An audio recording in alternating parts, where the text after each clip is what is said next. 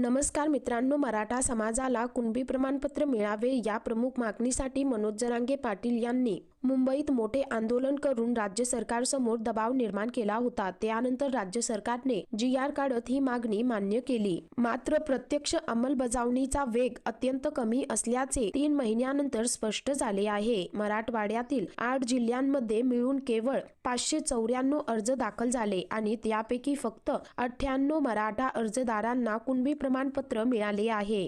या मंद गतीबद्दल मनोज जरांगे पाटील यांनी सरकारला गंभीर इशारा दिला आहे।